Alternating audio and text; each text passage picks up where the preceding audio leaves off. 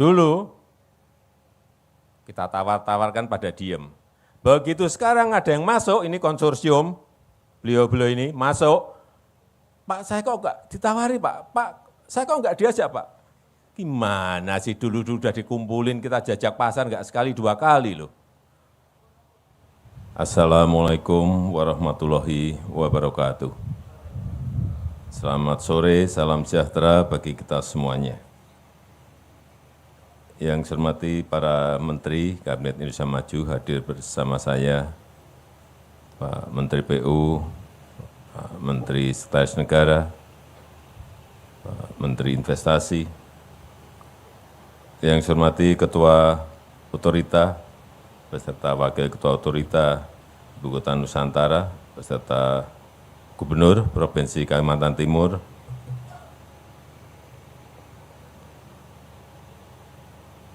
yang saya hormati para investor yang tergabung dalam konsorsium dari Grup Agung Sedayu, Indofood, Sinarmas, Pulau Intan, Adaro, Barito Pasifik, Astra, Mulia Group, dan kawan lama Group.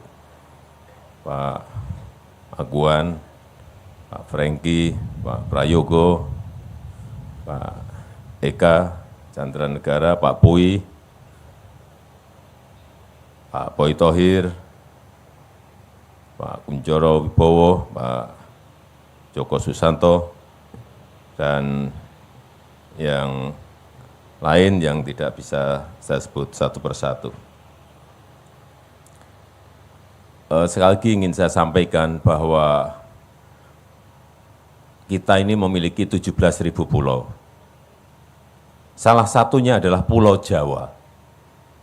Dan Pulau Jawa itu dihuni oleh 56% dari penduduk kita. 273 juta penduduk Indonesia, 56% itu berada di Pulau Jawa. Artinya kurang lebih 149 juta ada di Jawa. Yang sisanya sangat sedikit. Kemudian PDB ekonomi. PDB ekonomi juga sama. Di Pulau Jawa itu PDB ekonomi adalah 58% kurang lebih dari PDB negara kita Indonesia. Artinya perputaran ekonomi itu ada juga sangat besar ada di Jawa. Oleh sebab itu Pulau Jawa menjadi magnet dari seluruh penduduk yang ada di negara kita Indonesia. Semuanya, utamanya ke Jakarta. Oleh sebab itu beban yang terlalu berat ini harus dikurangi. Dari yang dulunya kita Jawa sentris, kita tarik menjadi Indonesia sentris sehingga terjadi pemerataan pertumbuhan ekonomi dan pemerataan jumlah penduduk yang kita miliki. Bayangkan kalau diterus-teruskan Jakarta sekarang ini, jangan hanya dihitung Jakarta yang memiliki kurang lebih 10 juta penduduk, tapi Jabodetabek, ya, sudah berapa juta? Mungkin sudah sekarang ini hampir 30 juta. Artinya bebannya sangat berat sekali. Sehingga yang terjadi adalah persoalan-persoalan yang terus bermunculan dan sangat sulit diselesaikan. Urusan yang berkaitan dengan macet, urusan yang berkaitan dengan banjir, dan sekarang ditambah lagi urusan yang berkaitan dengan polusi udara. Inilah beban yang ditanggung oleh Jakarta dan secara umum oleh Pulau Jawa. Oleh sebab itu, setelah melalui studi yang bolak-balik, kemudian kita putuskan untuk memindahkan ibu kota ini dari Jakarta ke Nusantara di Provinsi Kalimantan Timur. Kemudian dimulai, tahun lalu dimulai dari kawasan inti yang nantinya untuk Istana Presiden dan Wakil Presiden, plus infrastruktur dasarnya, dan gedung-gedung kementerian. Sudah dimulai tahun yang lalu. Tapi yang paling penting infrastruktur dasar. Dari yang namanya air, tadi sudah kita tutup pintunya di Bendungan Sepaku, yang itu akan nanti menjadi air bakunya penduduk masyarakat di Nusantara ini. Kemudian yang kedua, kalau kita sekarang dari Balikpapan menuju ke Nusantara, itu memakan waktu 1,5 jam sampai 2 jam. Sehingga juga telah dimulai pembangunan jalan tol Balikpapan ke Nusantara, yang jauh lebih singkat, nanti kurang lebih 30 sampai 30 menit dari Balikpapan menuju ke Nusantara. Tadi Pak Menteri PU menyampaikan pada saya, sudah tembus. Betul Pak Menteri? Sudah tembus. Artinya akan segera masuk ke konstruksinya. Akan selesai kapan Pak Menteri PU?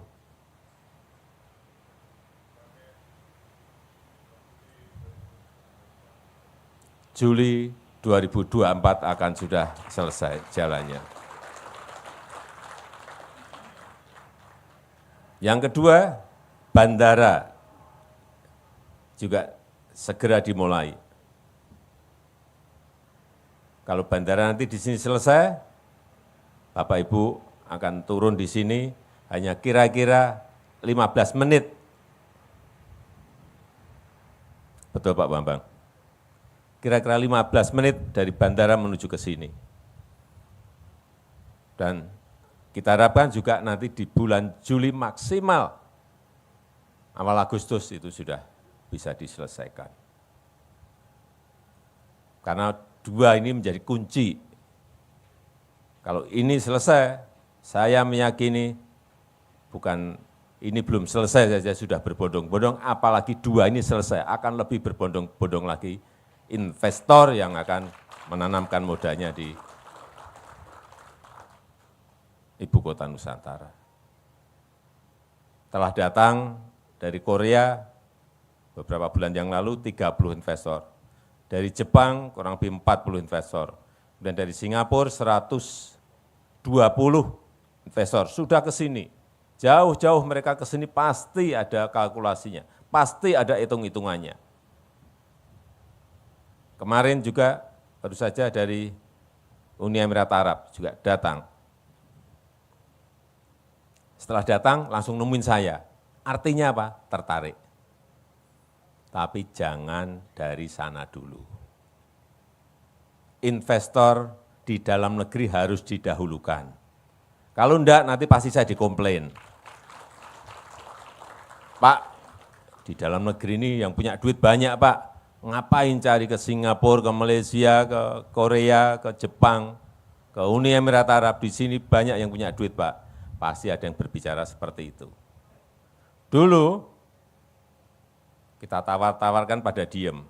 Begitu sekarang ada yang masuk, ini konsorsium, beliau-beliau ini masuk, Pak saya kok enggak ditawari Pak, Pak saya kok enggak diajak Pak. Gimana sih dulu sudah dikumpulin, kita jajak pasar enggak sekali dua kali loh. Inilah yang nanti akan membawa lokomotif pada hari ini, akan membawa gerbong di belakangnya akan banyak masuk ke Nusantara. Saya yakin itu. Beliau-beliau ini kan orang yang sangat sibuk, sangat sibuk. Mau jauh-jauh ke sini, pasti juga mau nonton beneran enggak sih Nusantara ini, bagus enggak sih Nusantara ini, pasti akan memastikan itu. Dan enggak mungkin beliau-beliau ini mau memulai dengan 20 triliun kalau enggak ada cuannya. Dipikir beliau-beliau ini lembaga sosial, bukan. Menanamkan, datang menanamkan, modalnya pasti akan mencari keuntungan yang sebesar-besar, dan itu wajar. Wajar. Oleh sebab itu, saya mengucapkan terima kasih kepada Pak Aguan dan kawan-kawan yang hadir pada sore hari ini memberikan confidence, memberikan rasa percaya diri pada Nusantara bahwa ini sangat diminati oleh investor. Hari ini akan kita groundbreaking hotel Nusantara, bintangnya bintang 5, bukan bintang 4, Pak Menteri. Bintang 5. Hotel Nusantara bintang 5 hari ini. Kemudian besok akan di groundbreaking lagi, ada induk grosir, ada rumah sakit, ada hotel lagi, dan juga ada training centernya PSSI yang juga akan kita groundbreaking. Ada nanti nggak tahu 6 atau 8 lapangan bola di sini langsung, dan selesai kira-kira 6 bulan dan didanai langsung oleh FIFA. Artinya internasional ini percaya pada kita. FIFA berikan PSSI, PSSI dibangun di sini. Dan selama ini kita tidak memiliki training camp untuk sepak bola. Di mana sepak bola kita mau menang, training camp aja nggak punya. Nanti begitu ini kita punya 6 atau 8 lapangan bola di sini untuk training camp kita, lihat nanti dalam 5-10 tahun yang akan datang akan jadi apa timnas kita. Dilihat, percaya saya, akan merajai kita. Minimal di Asia, atau minimal lagi di Asia Tenggara. Enggak kalah terus, sekali main kalah, tapi sekarang sudah mulai menang. Menang terus, sekarang ini sudah mulai menang loh, hati-hati. Kita di Asian Games juara, udah mulai, hati-hati.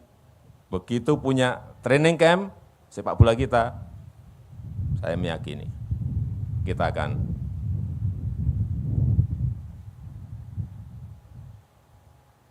bisa menaikkan level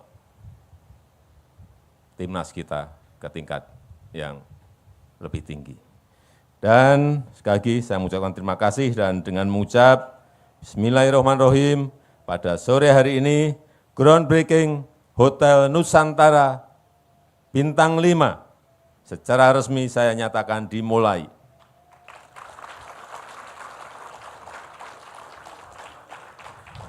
Terima kasih.